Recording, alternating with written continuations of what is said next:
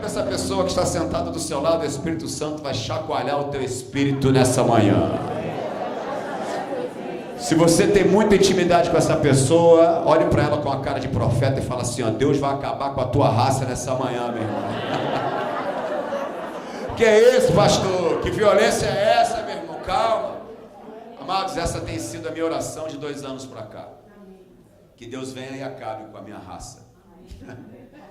E na verdade essa raça que eu digo é toda a raça adâmica, toda a raça carnal e toda a vontade, na verdade, do nosso coração, que na maioria das vezes ela se faz contrária àquilo que Deus quer fazer na direção das nossas vidas. Tem um versículo na Bíblia, em Salmo 127, que diz que Deus trabalha enquanto nós dormimos. Eu perguntei para o Espírito Santo há uns meses atrás, por que tem esse versículo na Bíblia? Por que o Senhor trabalha enquanto eu durmo? E quando eu estou acordado, eu quero ver o Senhor trabalhando. E ele, muito suave, com muita amorosidade, falou para mim, meu filho, eu trabalho quando você está acordado e quando você está dormindo. Porém, quando você está dormindo, você atrapalha menos o mover do meu espírito. Nós temos uma tendência natural de atrapalhar o mover do Espírito Santo na direção das nossas vidas. Eu não sei você, mas eu tenho essa tendência. É uma síndrome da característica da essência adâmica. Isso é uma palavra, né? Uma frase, né, categórica, mas é simplesmente a facilidade que nós temos de andar na contramão da vontade de Deus para as nossas vidas. E nessa manhã eu quero que você saia daqui realmente chacoalhado, mas muito mais do que isso, transformado naquilo que Deus tem enquanto vontade na direção da sua vida. Amém. Antes de mais nada, eu quero pedir perdão à minha esposa. Você notou que a minha esposa estava comigo, ela teve que sair correndo, não é nada sério, estamos no meio de um procedimento que não é para a morte, é para a vida, amém, irmãos? Então eu só peço que você ore por ela pediu perdão à igreja, ela saiu daqui debaixo de oração, de direção e de cobertura dos anjos da igreja, então está tudo no controle de Deus, amém, irmãos? Então eu creio que o milagre vai acontecer na direção não somente da minha casa, mas também da sua casa, da sua família. Ore por ela, e ela já disse que quer estar aqui numa próxima vez, para poder ser ministrada e também ser usada e ministrar para a vida da igreja, amém? A palavra de hoje nessa manhã, firmados na rocha, amém, irmãos? Nós estamos firmados sobre a rocha, que é a pedra angular, que é Jesus Cristo de Nazaré, amém? E a ponte teológica para essa manhã está em Mateus capítulo 7, versículo 24, quero ser bem objetivo. Se você quiser abrir a sua Bíblia, ou ligar a sua Bíblia, onde... né? Ou ali no monitor, mas se você quiser também, vai anotando as referências e vamos correr, porque Deus tem pressa para que você seja transformado, para você marcar uma geração com a marca da promessa que você carrega, que é Cristo Jesus, amém? Mateus 7,24 diz, pois todo aquele que ouve essas minhas palavras e as cumpre, esse será comparado ao homem prudente que edificou a sua casa sobre a, diga com mais fé, sobre a rocha. Mateus capítulo 7, versículo 25, e vieram as tempestades, transbordaram os rios, sopraram os ventos contra aquela casa, e aquela casa não caiu, porque fora edificada sobre a, diga com mais fé, sobre a rocha. Mateus capítulo 7, versículo 26, portanto, contudo, porém, pois todo aquele que ouve essas minhas palavras e não as cumpre, esse será comparado ao homem imprudente, insensato, louco, que edificou a sua casa sobre a areia. Mateus 7, 27, e vieram as tempestades, transbordaram os rios, sopraram os ventos contra aquela casa, e a Bíblia diz que foi muito grande a sua queda, ou uma tradução que eu gosto mais, e foi muito grande a sua ruína. Pode fechar a sua Bíblia e não os seus olhos, até porque a palavra dormir naquele versículo, no original, quer dizer descansar, amém, irmãos? Então eu sei que você está aqui de manhãzinha, com um pouquinho de sono, mas não durma no culto, em nome de Jesus, mas descanse no culto no Senhor, amém? Descanse em Cristo, descanse na pedra angular, descanse sobre a rocha, e Ele fará o impossível acontecer na direção da sua vida, amém, irmãos? Nesses versículos que nós lemos na Bíblia, Mateus capítulo 7, versículo 24, lemos o 24, 25, 26 e 27, nos aponta para dois tipos de cristãos hoje, não somente na era bíblica, mas nesse tempo pós-moderno. É aquele cristão que ouve a palavra de Deus e pratica a palavra de Deus, e uma outra estirpe de cristão que ouve a palavra de Deus e não pratica a palavra de Deus. Eu tenho ministrado e viajado com a minha esposa no mundo inteiro, proclamando a verdade que liberta, e eu me deparo com esses dois tipos de crentes. E a maioria desses cristãos, de pessoas que hoje buscam a congregação, buscam a palavra de Deus para ouvir a palavra de Deus, buscam respostas, né, de onde veio, por que está aqui, para onde vai. Na verdade, nós nos deparamos com pessoas que querem uma palavra de conforto, que buscam uma palavra de prosperidade, que aceitam e praticam uma palavra de cura, ou uma palavra que vai lançá-las para algum lugar melhor, ou para a geografia da sua vitória. Não tem nada de errado em você receber uma palavra de conforto. Deus tem palavra de conforto para a tua vida. Posso ouvir um amém? Não tem nada de errado você receber uma palavra profética. Deus tem uma palavra profética na direção da sua casa, na direção do seu casamento. Amém, queridos? Mas, contudo, porém, não existe somente a palavra de conforto. Amém ou não amém? Existe uma palavra que vai tirar você da inércia. Existe uma palavra que vai levar você para o local da sua cura. Existe uma palavra que vai tirar você da paralisação. E essa palavra não é uma palavra de conforto, mas sim uma palavra de confronto. A palavra de confronto, ela me leva ao lugar da minha cura. A palavra de confronto me leva ao lugar da minha libertação. E na verdade o que eu encontro hoje são crentes que querem praticar uma palavra de conforto, mas criticam as palavras de confronto. E a pergunta que o Espírito Santo faz para mim, para você nessa manhã é: que tipo de crente você tem se tornado na presença do Senhor? Qual o motivo, qual a motivação do seu coração, a real motivação do seu coração, que traz você numa manhã como essa para a congregação? Na verdade, amados, é que nós ouvimos e praticamos as palavras de conforto, mas criticamos aquelas que nos confrontam. E a pergunta que Deus fez a mim hoje, faz a você nesta manhã da mesma forma, porque se fez para mim, fez para você, porque nós somos corpo de Cristo, que tipo de crente você é? Você ouve e pratica, ou você ouve e critica? O que você faz com a palavra de Deus quando você dá conta que ela vem contrariamente àquilo que você desejava viver ou fazer? Porque muitas das vezes nós recebemos e praticamos aquilo que nós aceitamos e concordamos, e vem como vitória, e vem como conforto. Mas quando a palavra vem contra a sua vida, e ela se torna uma palavra de confronto, ou seja, ela se torna diferente daquilo que você gostaria de viver, aí você vira um crente que eu chamo de crente pá. Sabe o crente pá? Ah, pastor, que palavra maravilhosa. Pena que meu marido não estava aqui, porque essa palavra era para ele. Então é o crente pá. Diga para essa pessoa que está sentadinha do seu lado: não se torne um crente pá. Diga para ela: essa palavra é para você, em nome de Jesus. Amém, irmãos? Então nós temos uma tendência a buscarmos sempre aquilo que nós queremos viver, e não aquilo que Deus quer que nós possamos vir a viver. Então nesta manhã você vê aqui muito mais do que ser confortado ou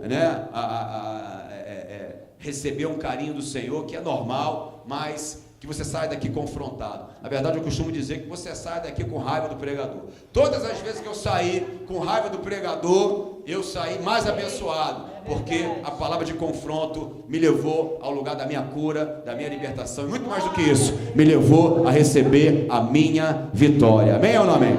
Então diga assim comigo nessa manhã: a minha casa, diga, a minha família, nós estamos firmados na rocha que é Cristo Jesus. Dê mais um forte aplauso a Ele nessa manhã.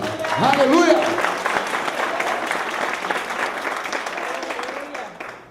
Não vou me demorar muito, o pastor falou que eu posso ficar até 4 da tarde. Uma hora ele falou que o culto acaba, ele fecha a porta, a igreja é minha, eu posso ficar aqui pregando até 4 horas à vontade. Eu quero compartilhar com vocês 3 características de um homem, de uma mulher, de uma família que estão firmados sobre a rocha, e assim nós vamos dar andamento à ideia de Jesus para essa manhã. A primeira característica é: aqueles que estão firmados na rocha mantêm a paz interior, independente das guerras que acontecem do lado de fora. Eu vou repetir para você a primeira característica de um homem firmado sobre a rocha, de uma mulher, de uma família firmada sobre a rocha. Você precisa buscar essa característica. Aonde, pastor? Fora, não dentro. Você precisa buscar essa característica em você, porque quando você encontra esse tipo de característica dentro, você muda fora. Então a primeira característica é: aqueles que estão firmados na rocha mantêm a paz interior, independente das guerras que acontecem do lado de fora. Deixa eu te falar algo: o mundo oferece paz, as circunstâncias mundanas e geográficas oferecem paz. Se você hoje, por exemplo, trabalha o ano todo e você tira férias com a sua família, quantos aqui gostam de férias? Férias é de Deus, viu, irmão? Um dia um casal falou para mim assim: não, pastor, não posso tirar férias, não. Geralmente o homem que tem esse discurso, né? Não, pastor, eu não posso tirar férias não, porque a minha família, né, os meus filhos, é dinheiro, não sei o quê. O pastor, toma cuidado, o diabo não tira férias. Eu disse para ele: é por isso que ele está no inferno. Então férias é de Deus. Diga para a pessoa que está do seu lado: férias é de Deus, viu, meu irmão? Não é para aquele que dorme o ano todo, não. Aquele que trabalha precisa tirar pelo menos 2 férias por ano. Como assim 2 férias? Olha, a primeira férias você vai tirar com toda a sua família. Diga amém.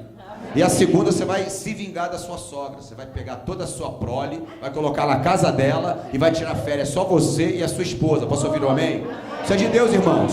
E quando você tira férias, né? Essa palavra, esse lugar, esse momento vai trazer paz para a sua família, vai dar uma revigorada na sua alma, vai trazer paz, porque o mundo pode trazer paz para você. Porém, a paz que eu digo nessa característica não é a paz que o mundo dá para você.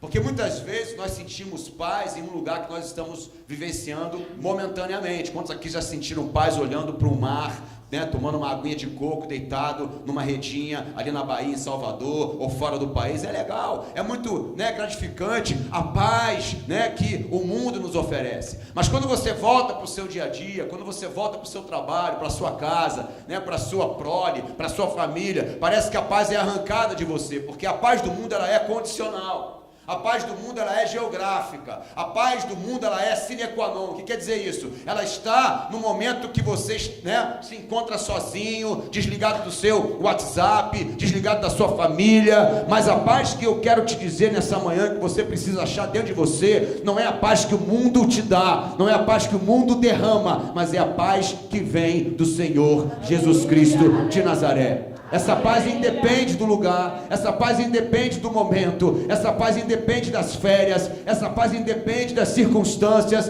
essa paz não está fora, essa paz está dentro. O que isso quer dizer, pastor? Quer dizer que essa paz vai acompanhar você, seja lá onde você estiver, essa paz vai fazer com que você receba a sua vitória em nome de Jesus. Que paz é essa, pastor? Essa paz está lá em Filipenses capítulo 4, versículo 7, que diz: a paz de Deus. Diga: a paz de Deus. Então só a primeira frase já diz tudo: é a paz de Deus. Não é a paz do homem, não é a paz das férias, não é a paz do dinheiro, não é a paz do seu carro, não é a paz daquilo que você está vivendo, é a paz de Deus. E aí completa dizendo que excede a todo entendimento. Por que excede a todo entendimento? Porque a paz de Deus é usada na hora da guerra. Diga: guerra. A paz de Deus, eu vou repetir para você, a paz de Deus, ela é usada. É como se fosse, né, uma arma escondida para que você use na hora certa, no momento exato. A paz de Deus é uma arma para você usar no meio de suas guerras. Né? A primeira característica diz o quê? Que aqueles que estão firmados na rocha mantêm a paz interior, independente do quê? Das guerras que acontecem do lado de fora. Isso quer dizer o quê, irmãos? Isso quer dizer que vai ter guerra, vai ter problema. Isso quer dizer que vai ter vento soprando contra a sua casa, contra o seu casamento. É normal. O que a palavra diz ali? Que vieram as tempestades, que transbordaram os rios e sopraram os ventos contra a casa. Não se iluda, esse evangelho Nutella não existe. Evangelho não é somente tempo de paz, mas é principalmente tempo de guerra. Vai ter guerra. Jesus, falando para os seus discípulos, disse claramente: olha, no mundo tereis aflições. Mas ele dizia: mas tem de bom? Carregue a minha paz, leve a paz de Deus consigo. Tem de bom ânimo, eu venci o mundo. Se eu venci, você pode vencer. Aleluia. A característica em comum que eu vejo entre o crente que ouve e pratica e o crente que ouve e não pratica é justamente a guerra, a dificuldade, a ventania. Porque a palavra diz que o vento soprou contra aquele que ouve e pratica e contra aquele que ouve e não pratica. A diferença é que quem pratica a palavra de Deus, independente se ela te conforta ou te confronta, o vento sopra, a casa balança, mas a tua família não cai, o teu casamento não cai, o teu ministério não cai. Por quê? Porque além de você ouvir a palavra, você pratica, e isso te traz uma condição de estar firmado sobre a rocha. E quem está firmado sobre a rocha pode até balançar, porém a casa não cai. Posso ouvir um amém, irmão? Amém. Então aqueles que estão firmados na rocha mantêm a paz interior. Essa paz vem de Filipenses capítulo 4, versículo 7, completando o versículo todo para você então. A paz de Deus, que excede a todo entendimento, guardará o nosso coração e a nossa mente, ou o vosso coração e a vossa mente, na casa da sua sogra. Glória a Deus, irmãos, que não é nela, né? Mas a minha sogra fala assim para mim: meu filho, cada sogra, aliás, cada homem tem a sogra que merece. E eu agradeço a Deus porque me deu a Baby do Brasil como sogra. Porque ela é maravilhosa, ela é cascuda em Deus, ela, viaja comigo nas coisas do Senhor, ela compartilha comigo as revelações do Senhor. E sogra e sogro é bênção. Sogro foi bênção, por exemplo, na vida de Moisés, chamado Jetro, onde deu um conselho para ele de como ele ser um grande gestor na questão ministerial em relação à vida daqueles homens e daquelas mulheres que eram chamados o povo de Israel. Mas o que a palavra diz é que a paz que excede a todo entendimento guardará o vosso coração e a vossa mente em Cristo Jesus. Na hora da guerra, meu irmão, o teu coração diga emoção. E a sua mente diga razão. Estarão guardados não em você, não na sua intelectualidade, não naquilo que você pode fazer, não em pessoas que sabem mais do que você, não. As tuas emoções e as tuas razões na hora da guerra estarão guardadas em Cristo Jesus, que é a nossa rocha. Posso ouvir um amém? Então aqueles que estão firmados na rocha mantêm a paz interior, independente das guerras que acontecem do lado de fora. As pessoas vão olhar para você e vão perguntar: como é que você consegue estar tão calmo no meio dessa guerra? E você vai dizer: Cristo em mim, a esperança da glória. As pessoas vão perguntar: como é que você está balançando para lá e para cá, teu casamento está um alvoroço, mas você se mantém firme, você se mantém fiel? Como é que você consegue ainda caminhar? E você vai dizer: maior é aquele que está em mim do que aquele que está no mundo, porque eu estou firmado na rocha e nada é maior do que aquele que vive em mim. Aqueles que estão firmados na rocha mantêm a paz interior, independente das guerras que acontecem do lado de fora. Quando eu me converti, eu achei que o Senhor era o gênio da lâmpada e que tudo ia acontecer na minha vida como se fosse por um passe de mágica. E eu pensei que quando eu me convertesse, eu ia chegar na igreja e as coisas iriam melhorar. Quantos aqui, depois que se converteram, o negócio apertou? É desse jeito, irmãos. Bem-vindo ao Evangelho, aperta mesmo. Porque Evangelho é lugar de pressão. Andar com Cristo, você vai ter vitória, mas é lugar de aflição, é lugar de guerrear, é lugar onde o vento sopra e sopra com força, como fala o carioca. Eu costumo dizer que quando eu me converti, começou a luta. Depois que eu fui ungido um líder, começou a batalha. E quando eu fui ungido pastor, aí, meu irmão, virou guerra. Uma vez eu andando no meio da rua, eu vi uma placa que dizia assim: entre e pare de sofrer, resolva as suas guerras. Eu falei: opa, preciso disso. E fui andando em direção àquela placa, mas quando eu cheguei perto, a placa estava presa, estava colada em uma igreja evangélica. Eu falei: peraí, mas tem algo de errado. Igreja por igreja, eu tenho uma lá em Copacabana, e dentro da minha igreja tem guerra, dentro da minha igreja tem luta. Pastor que é pastor sabe que ovelha tem guerra, ovelha que não tem guerra, ovelha que não tem luta, ovelha que não está enfrentando um gigante, meu irmão, precisa abrir o olho, porque que tipo de evangelho que você tem vivido que não tem aflição? O Evangelho te leva ao lugar da guerra, te leva ao local da adversidade. Porém, o que Jesus manda lhe dizer nessa manhã é que o tamanho da sua guerra será o tamanho da vitória que Ele quer entregar nessa manhã na direção da sua vida. É proporcional, meu irmão. Não existe vitória se não antecipadamente a ela existir uma guerra do tamanho que Deus quer entregar na sua vitória. Quantos aqui querem uma grande vitória? Quantos querem viver uma grande vitória? Então eu vou orar para que Deus aumente a sua guerra. Está disposto? É desse jeito. Bem-vindo ao Evangelho. E a placa dizia: entre e pare de sofrer, entre e resolva as suas guerras. E aí Jesus falou comigo: arranca essa placa daí e põe no cemitério. Lá é o lugar dela. Como assim, pastor? E eu perguntei a mesma coisa para Deus: como assim, Deus? Ele falou assim: quer parar de ter guerra? Quer parar de sofrer? Quer parar de sofrer, de enfrentar a ventania? Pede para eu te levar mais cedo. Morto não tem guerra, morto não tem problema, morto não enfrenta gigante. A boa notícia que eu tenho para te dar nessa manhã é que se você tem enfrentado guerra, é porque você ainda está vivo. E Deus quer usar exatamente a sua vida para que você vença a sua guerra e no final da sua guerra você possa entrar na terra prometida que Ele tem para a sua vida, e não somente para você, para a sua casa, para a sua família, para a sua prole. Aqueles que estão firmados na rocha mantêm a paz interior, independente das guerras que acontecem do lado de fora. Segunda característica: aqueles que estão firmados na rocha sabem que as guerras acontecem para que o nome do Senhor venha a ser. Como é que você sabe disso, irmão? Você leu o meu esboço? Eu não entendo como é que tem crente ainda que pergunta: pastor, eu não entendo, porque também esse pastor foi muito carioca, né, irmãos? Pastor, eu não entendo, eu sou de lá, viu, irmãos? Rio de Janeiro, nascido e criado em Copacabana, não tem jeito. Pastor, eu não entendo por que tanta guerra. Pastor, me ajuda, eu não entendo por que tanta luta, eu não entendo por que tanta adversidade. Você acabou de responder o motivo pelo qual Deus permite a guerra na sua vida. É essa segunda característica que você acabou de completar juntamente comigo. Aqueles que estão firmados na rocha, diga eu. Aqueles que estão firmados na rocha, diga eu. Aqueles que estão firmados na rocha, diga minha família. Diga aqueles que estão firmados na rocha, diga meu casamento.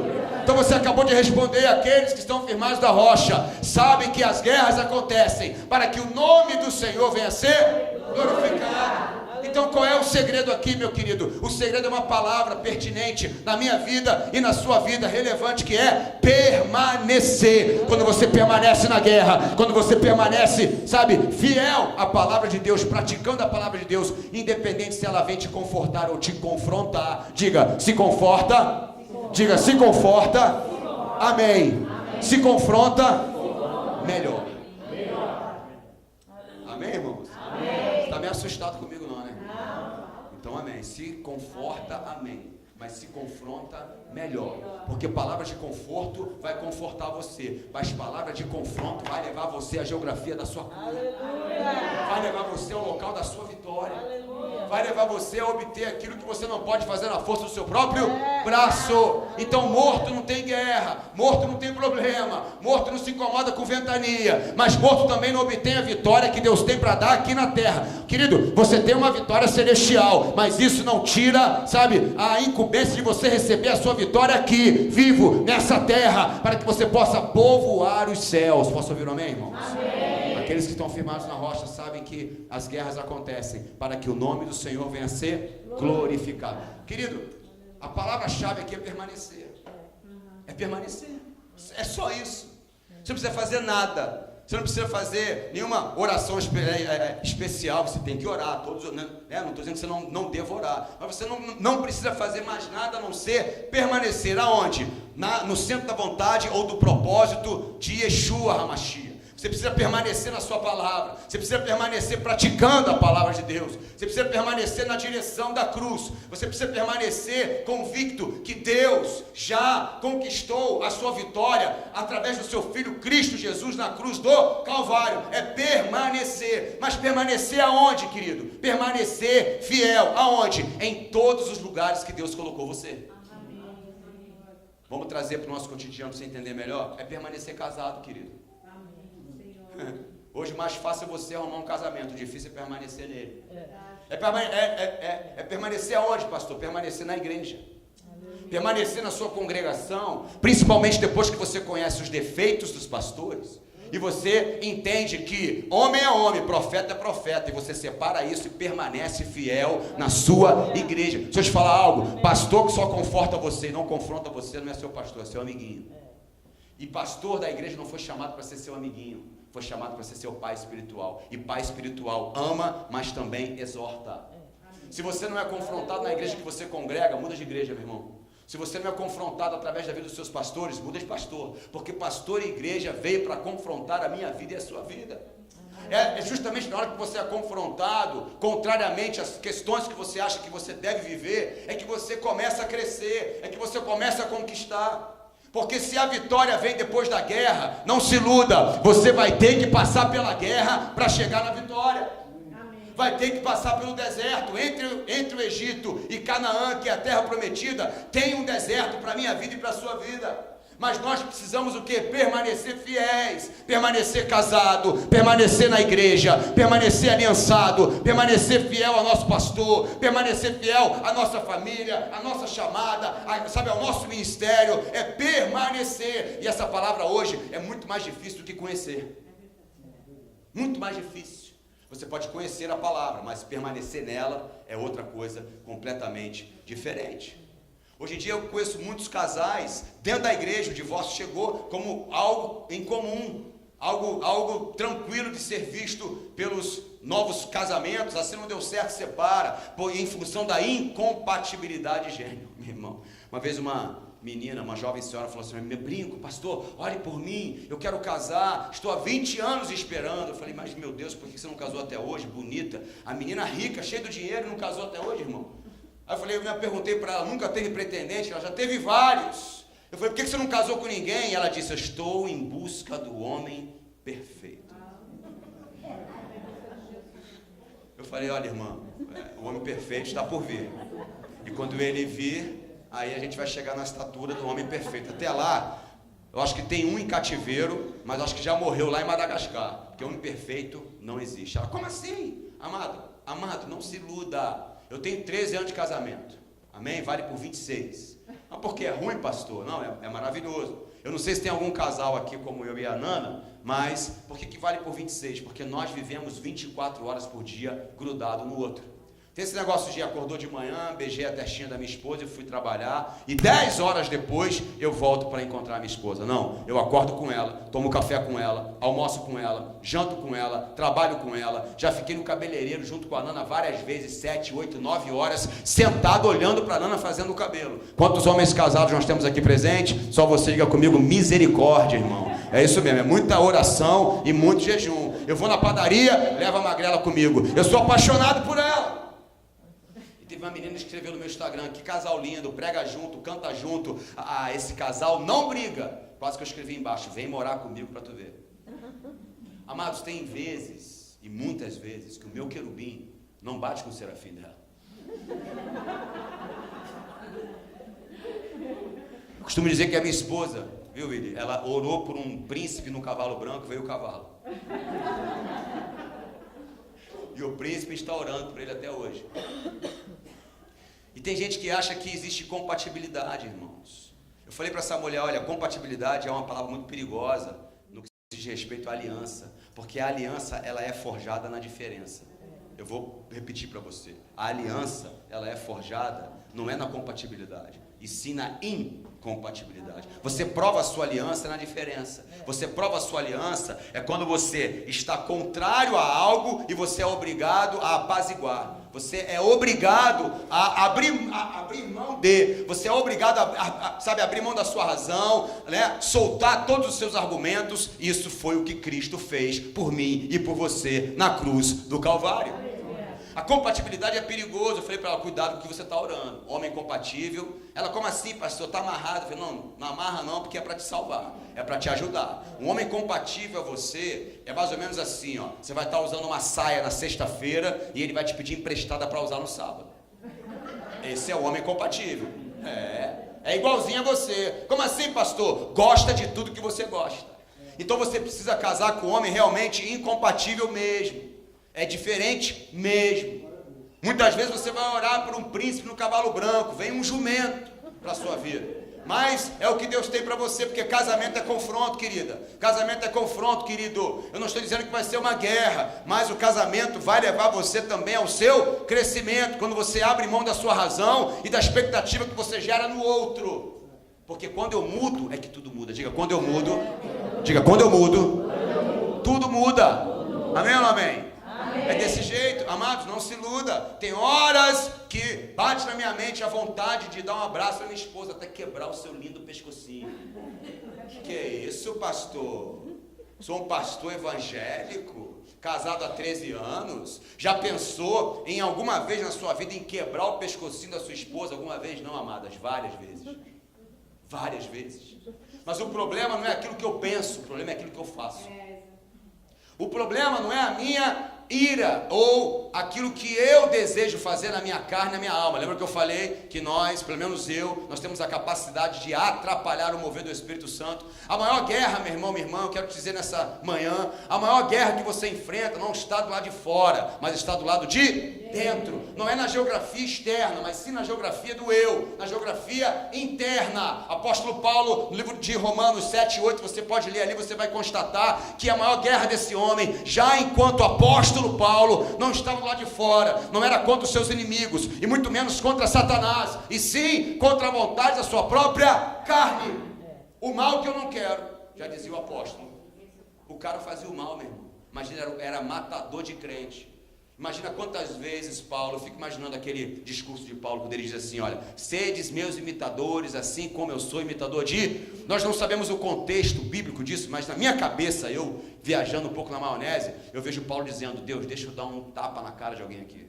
Deixa eu matar um cristão, deixa, porque é tão cabeça dura. Eu prego, e ninguém faz aquilo que eu falo. Então eu fico imaginando Paulo indignado, dizendo, olha, faz o seguinte, esquece o que eu estou falando, olha para mim, me imita, faça o que eu faço, e eu faço o que Cristo faz. E Paulo estava doido para executar o quê? Não o bem, mas o mal. A palavra diz, o mal que eu não quero, esse eu faço, mas o bem que eu quero fazer, não consigo executá-lo. Miserável, pobre homem que sou, quem poderá me livrar do corpo dessa morte? Ele tinha uma guerra, ele tinha um espinho, diz a palavra de Deus, nele. Talvez esse espinho não fosse seus inimigos, ou a dificuldade que ele tinha externamente, mas a dificuldade que ele tinha de praticar a palavra para com ele mesmo. Porque a maior guerra é você permanecer casado, é você permanecer aliançado, é você permanecer fiel, principalmente quando você é contrariado. E eu tenho vontade às vezes, irmãos, olha para minha esposa, é agora, não vou aguentar, é agora, eu vou pular na jugular dela. Mas aí eu lembro que Cristo em mim é a esperança da glória. Eu perguntei, Deus, então se, depois dessa conversa que eu tive com essa jovem senhora, eu falei, por que então a gente não é compatível? O Senhor tem um humor esquisito, porque o Senhor juntou exatamente aquilo que não é igual numa só carne. Você juntou aquilo que é confrontador numa só carne. Eu costumo dizer que eu olho para minha esposa e vejo as manias dela, e olho para mim, e me olho no espelho e eu falo, Deus, o Senhor casou o Shrek com a Penélope. Não tem nada a ver uma coisa com a outra. Por que o Senhor juntou isso numa carne só? E aí o Espírito Santo, em uma madrugada de oração, veio ao meu coração e disse, meu filho, a incompatibilidade é a ferramenta que eu uso para lapidar o diamante bruto. É na diferença. É essa diferença que eu vou usar para forjar você, para transformar você, para colocar você no centro da minha vontade, do meu propósito, aonde você vai morrendo aos poucos, abrindo mão da razão, largando aquilo que você acha ou aquilo que você quer, para olhar para mim e fazer aquilo que eu acho e aquilo que eu quero. Quem está entendendo, diga amém. Então quando você permanece na guerra fiel à palavra, você está glorificando o nome do Senhor Jesus.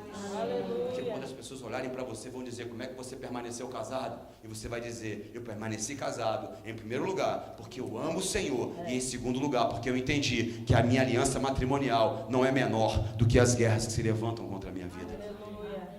Segunda característica para você lembrar, então, vamos lá, primeira para você lembrar, aqueles que estão firmados na rocha mantêm a paz interior, independente das guerras que acontecem do lado de fora.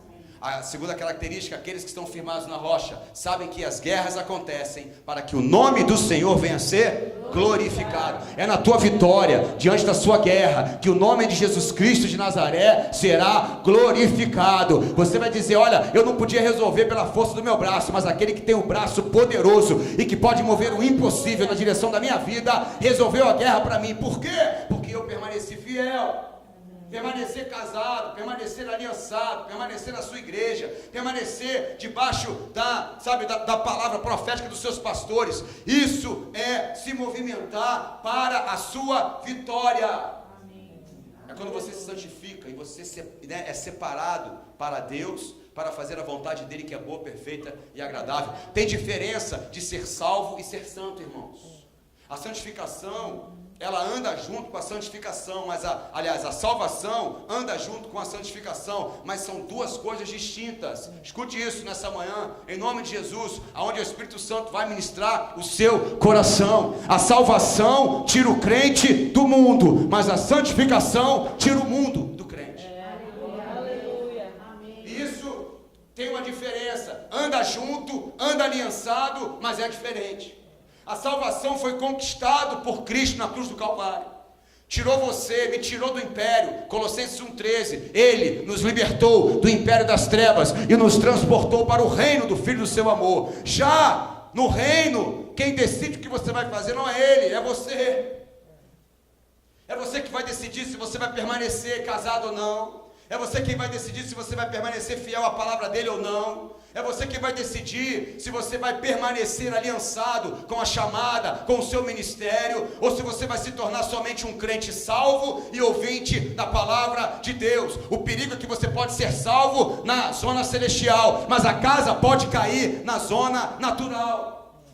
A sua família pode ser destruída, o seu casamento pode ser destruído nessa vida aqui. Uma vez um grande profeta me perguntou: Brinco, tem algo mais importante que a sua salvação? Na hora eu respondi: não.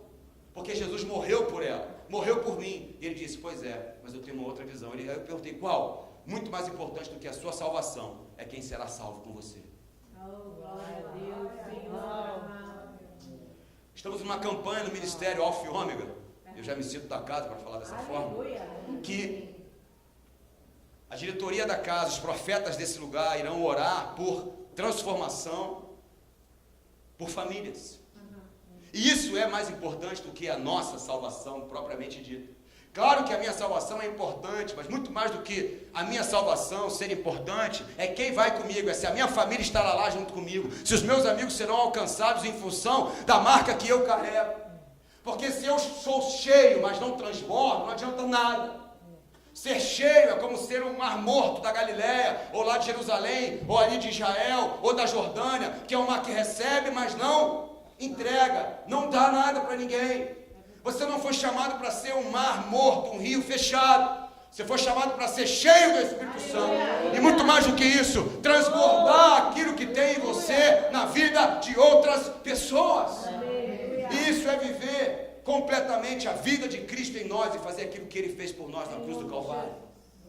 Aqueles que estão firmados na rocha sabem que as guerras acontecem para que o nome do Senhor venha a ser glorificado. Na sua vitória, o nome de Jesus será glorificado. No seu casamento, o nome do Senhor será glorificado. No seu ministério, o nome de Jesus será glorificado. Na sua igreja, na sua postura, na sua prática, na sua atividade, no que você fala, toda a sua vida será, para a glória e honra do Senhor Jesus Cristo de Nazaré. Se você crê, dê um forte aplauso a Ele nessa manhã.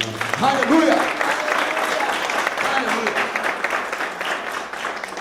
Para fechar, última característica: aqueles que estão firmados na rocha sabem que a rocha só estará nele se ele estiver por completo na rocha. Diga para essa pessoa que está sentadinha assim do seu lado: é tudo ou nada, cabeção. Desculpa aí o cabeção, mas eu não resisti. Querido, o evangelho para mim é isso, é tudo ou nada. Porque quando eu olho para a cruz, ela está vazia, mas alguém se deu por completo nela por mim. Foi tudo. Foi algo tão radical, foi algo tão, 100%. Cristo dizendo: eu vou me entregar por completo. E Ele não espera nada mais, nada menos da minha vida, da sua vida, a completude nele. É tudo ou nada. Jesus não morreu na cruz do Calvário por mim, por você, 50%. 80%, 99,9%, não. Ele morreu por mim, por você na cruz, 100%. Aonde o seu sangue foi derramado e se constituiu a nova aliança entre nós e Deus, o véu foi rasgado. Querido, ali foi, marcado, foi contemplado na vida de Cristo, aquilo que nós devemos imitar e viver assim como Ele viveu. É tudo ou nada. O Evangelho é você estar por completo nele, para que Ele então possa derramar as promessas por completo em você. Quem está entendendo, diga amém. Espera aí, pastor, mas na cruz Ele conquistou todas as coisas e eu vivo na época da graça. Eu não preciso fazer nada.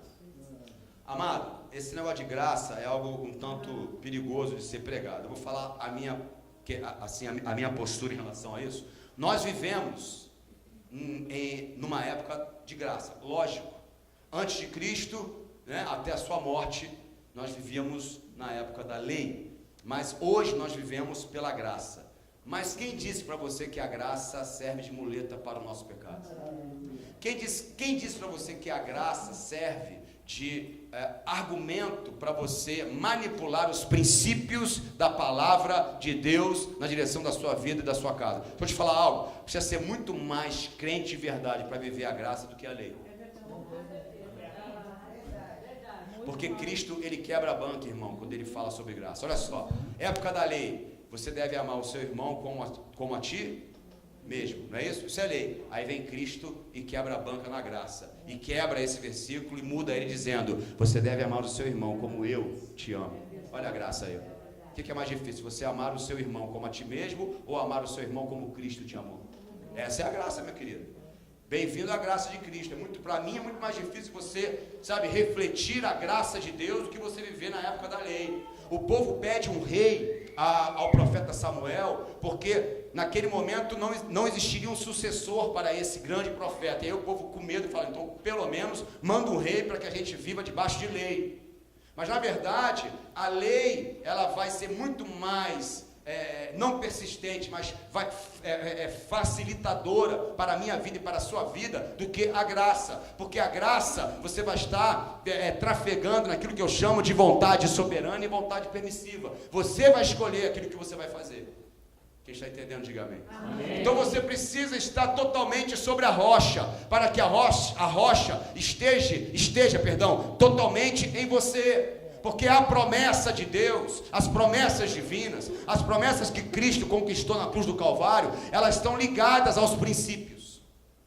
Elas estão, amalgamadas, aliançadas aos princípios da palavra, aos princípios de Jesus. Não tem como você viver promessa sem cumprir princípio.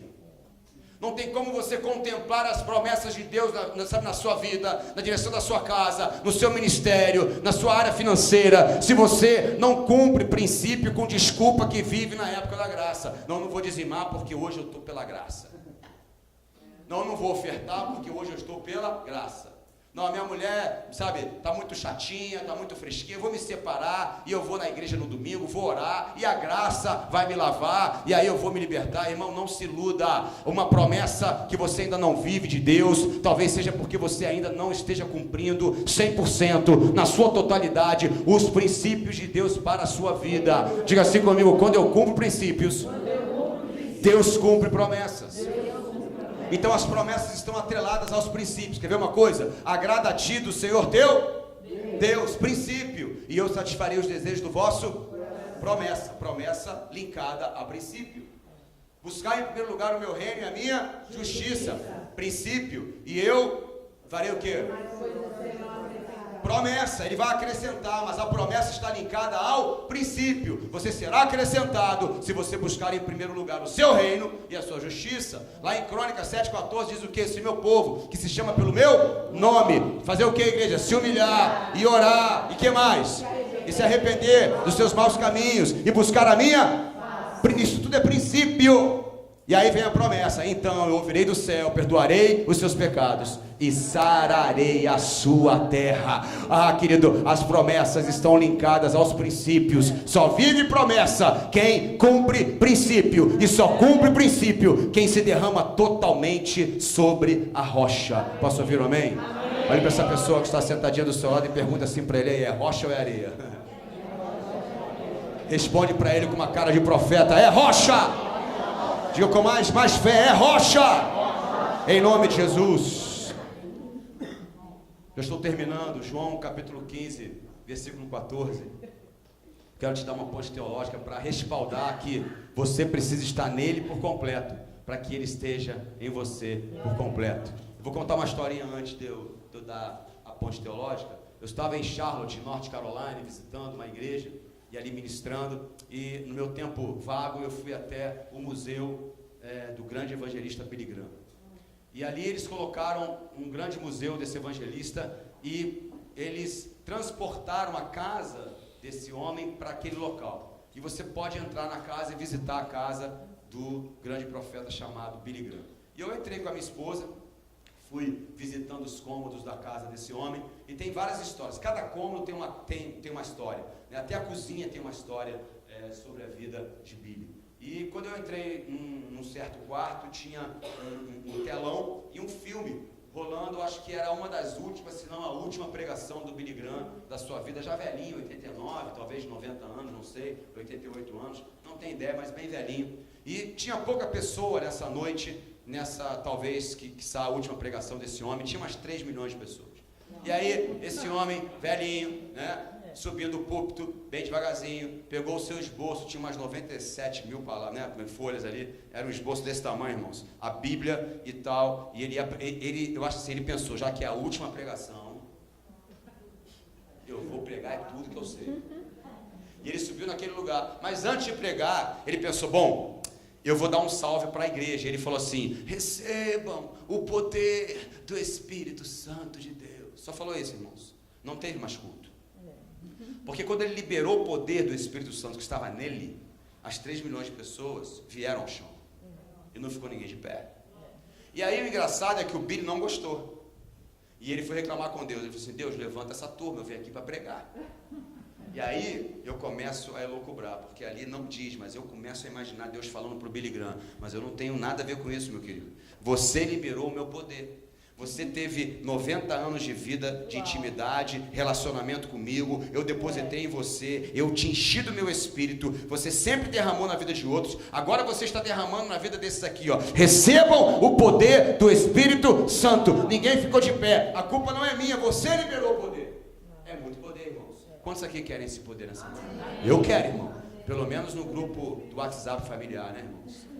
Receba o poder. Aí assim, a minha irmã caiu de joelhos. Que a vontade que eu tenho é brinco, saiu para nunca mais voltar.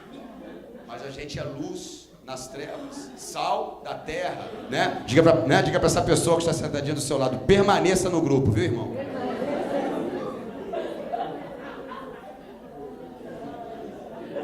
Você pensou em sair, fica lá. Aguenta firme. Não desista. Os sonhos de Deus ainda jamais serão frustrados. É uma lenda da pastora Ludmila Ferreira. Não desista, não, fica lá, fica firme. E aí eu vejo o Billy chateado com Deus. E ele falou, mas Deus levanta o povo. E aí eu vendo aquilo, falei, Deus, eu quero esse poder. Deus dá para mim o poder que o Senhor deu para o Billy. Eu quero chegar, recebo o poder, eu não preciso pregar, não preciso ficar 2 horas pregando. Só recebe, as pessoas vão cair, eu vou batizá-las no Espírito Santo, vou embora, eu vou para outra igreja. Vai ser mais fácil para mim. Só que ele não falou nada. Mas aí eu fui, Deus trabalha de uma maneira peculiar com cada um, né? Eu fui para o quarto ao lado. E o quarto ao lado do Billy Graham era o quarto de oração. Glória a Deus. E tinha uma placa nesse quarto, viu, meu pastor? E essa placa dizia assim, ó, aqui Billy Graham orava 8 horas por dia, durante 15 anos. O cara orou durante 15 anos, 8 horas por dia, irmãos. Naquele momento eu cheguei para Deus e disse, Deus, esse cara não faz nada para ninguém. Esse cara não tem família, não tem filho, não trabalha. Sabe por que eu critiquei, irmãos? Porque estou falando de mim. Geralmente eu critico aquilo que eu não pratico. E aí eu critiquei naquele momento. Mas aí eu já esquecendo das 8 horas de oração, eu voltei para Deus e falei, mas Deus, voltando àquele assunto, aquele poder, dá para mim, derrama em mim, dá para mim o poder que o Senhor derramou na vida do Billy. Aí o Espírito Santo veio no meu coração e disse claramente aos meus ouvidos, você quer que eu te dê aquilo que eu dei para o Billy? Eu respondi, quero. E aí o Espírito Santo falou, é simples, meu filho, é só você me dar aquilo que o Billy me deu. Nós queremos o resultado, mas não queremos pagar o preço para obter o resultado. Queremos o poder, mas não queremos orar. Queremos chegar na igreja cheia, na expectativa de sermos vistos, mas não pagamos o preço da intercessão e de chegar às 6 horas da manhã e dobrar o nosso joelho para a gente poder voar nas asas do Espírito Santo de Deus. Queremos fazer parte da equipe de louvor, Mas quando o pastor fala, olha, é preciso que você chegue terça-feira aqui, 6 da manhã para ensaiar, aí mudamos de ideia, porque não queremos pagar o preço de termos o poder. Queremos o poder, queremos a glória, queremos ser usados, mas não queremos a aprovação de Deus. Se eu te falar algo nessa manhã, ser usado por Deus não significa ser aprovado por Ele. Ser usado por Deus não significa ser aprovado por Ele. Eu termino aqui lendo para você o livro de João, capítulo 15, versículo 4, como ponte teológica dessa terceira característica, repetindo para você: aqueles que estão firmados na rocha, sabem que a rocha só estará nele se ele estiver na rocha por completo. E só a primeira frase já diz tudo. João 15, 4 diz: permaneçam em mim e eu permanecerei em vós. Só essa primeira, depois você pode ler o versículo todo. Isso é condicional, querido. Ele está dizendo: olha, permaneça em mim, e aí então eu permanecerei em vós. Se você andar em mim, se você praticar aquilo que eu digo, se você for fiel, porque, meu irmão, o jargão de crente é Deus é fiel. E Deus é fiel, né, irmão? Diga, Deus é fiel. Diga, né? Diga com mais fé, Deus é fiel. Diga para essa pessoa que está sentadinha do seu lado: não se preocupe, a sua guerra, Deus é fiel. Mas olhe para essa pessoa e diga assim, ó: mas só que Deus não é fiel a você. Aí teve gente que não falou, né? Teve gente que falou assim: heresia. Agora virou heresia. Não, onde está na Bíblia isso? Irmãos, em nome de Jesus, tem muita gente que acha que Deus é fiel às suas convicções, e não é dessa forma, né? Teve uma irmãzinha que chegou assim para mim e falou assim: pastor, ora por mim, eu descobri quem é o meu marido. Eu falei: claro, irmã, vou orar. Quem é o seu marido? Fulano de tal. Tive que amarrar a irmã em nome de Jesus. Está amarrado, irmã, em nome de Jesus. Ela: por que você está me amarrando? Porque fulano de tal é casado. E ela falou: não, mas Deus é fiel. E fulano de tal casou errado. Essa mulher não é a mulher de Deus para ele. A mulher de Deus para ele sou eu. Então ele vai pedir o divórcio, ou Deus vai matar ela, e ele vai casar comigo. É misericórdia, mano. E guardadas as devidas proporções, nós somos iguaizinhos a ela. Iguaizinhos. Não nessa proporção, mas na verdade nós cremos que Deus é fiel àquilo que nós queremos. Aquilo que nós achamos. É o eu quero, eu posso, eu faço, eu decido, eu vivo, é tudo em mim. Aí nós vivemos o evangelho, tudo posso em mim mesmo, que me fortaleço. Deixa eu te dar, em nome de Jesus, uma palavra, né, do coração de Deus. Deus não é fiel ao meu coração, às nossas convicções e àquilo que nós queremos. Deus é fiel à sua palavra. E se você for fiel à sua palavra, ou seja, ouvir e praticar, isso é igual a fidelidade. Então Deus vai poder ser fiel a você e derramar na direção da sua casa toda a vitória, tudo o que você precisa, todo o milagre, todo o impossível de Deus irá te alcançar. A palavra diz que as bênçãos, elas correm atrás de mim e de você. Nos alcançam, melhor ainda, ela vai te alcançar. Diga para a pessoa que está sentada do seu lado: a bênção do Senhor irá te alcançar. É só você permanecer na sua palavra e Ele permanecerá em você. Dê um forte aplauso a Ele nessa manhã. Pode ficar de pé no seu lugar. Quero chamar toda a equipe de louvor para molhar essa terra. E a chamada para essa manhã, querido, é você firmar as áreas da sua vida que ainda não estão firmadas em Cristo Jesus. Eu não sei quais são, mas você sabe. Eu sei as minhas, irmãos. E são tantas as áreas da minha vida que ainda não está firmada sobre isso. Sabe por quê? Porque na verdade nós somos orgulhosos e soberbos. E nós temos aquela característica que eu comecei a falando. Vocês podem ficar livres no louvor, por favor, que vocês acharem melhor profeticamente. Nós temos aquela mania, aquela característica de Adão, da síndrome de fazer a única coisa que nós não podemos fazer. E aí nós fazemos. Amém? Sabe quando quantos aqui tem filhos pequenos? Você fala para o seu filho: pode mexer no microfone do pregador, pode mexer no relógio do papai, mas não toca nos meus óculos. Aonde que ele vai? Vai no óculos. Ele vai exatamente na única coisa que ele não poderia tocar. Ele tem um leque de chances, ele tem um leque de coisas que ele poderia escolher para tocar, mas aquilo que você diz não toca, é ali que ele vai. É ali que a criança vai, síndrome da característica, né, dos sintomas, ou enraizado lá em Adão. Você fala para o seu filho, pode pular na igreja, pode brincar, pode beber a água, pode tocar na Bíblia, mas não coloque o seu dedinho na tomada. Onde que ele vai? Vai na tomada, irmão. Ele olha para você, você fala, não, é ele. Vai chegando cada vez mais perto do perigo. Quanto mais você diz não, faz outra coisa, toque em outra coisa, menos na tomada, não toque na tomada, ele, opa, é lá que eu quero, porque é a única coisa que eu não posso fazer. E disse Deus a Adão, você pode comer de qualquer fruto, de qualquer árvore, tem a árvore da picanha, tem a árvore do rodízio da pizza, você pode colocar em que você quiser, porém, contudo, não encoste no fruto do conhecimento do bem e do mal. Aonde o homem foi? Na única coisa que ele não podia ter tocado. E nós somos assim. O pastor avisa, sabe, eu creio que o Espírito Santo se manifesta, aliás, a palavra de Deus, a vontade de Deus se manifesta em 3 vias. Através, em primeiro lugar, do Espírito Santo, que está dentro de mim e de você. Nós somos uma espécie de arca da aliança ambulante. O Espírito Santo vive em nós somos templo, e ele fala comigo, com você. E se você assim mesmo ainda não consegue ouvir a voz do Espírito Santo, ele se manifesta através da sua palavra, que é a Bíblia. E se assim mesmo você não consegue entender nem o Espírito e nem a palavra, Deus se manifesta através da vida, da boca dos profetas. Se você está aqui nessa igreja, tem profeta nessa igreja, querido. Tem pastor que vai proferir, proclamar a vontade de Deus sobre a sua vida, e mesmo que ela seja contrária àquilo que você queira viver, se é isso que você está pensando hoje, é porque essa é uma das áreas que você precisa entregar para que seja firmada sobre a rocha. Porque se você não se submete àquele que você vê, como é que você vai se submeter àquele que você não vê? Feche seus olhos em nome de Jesus.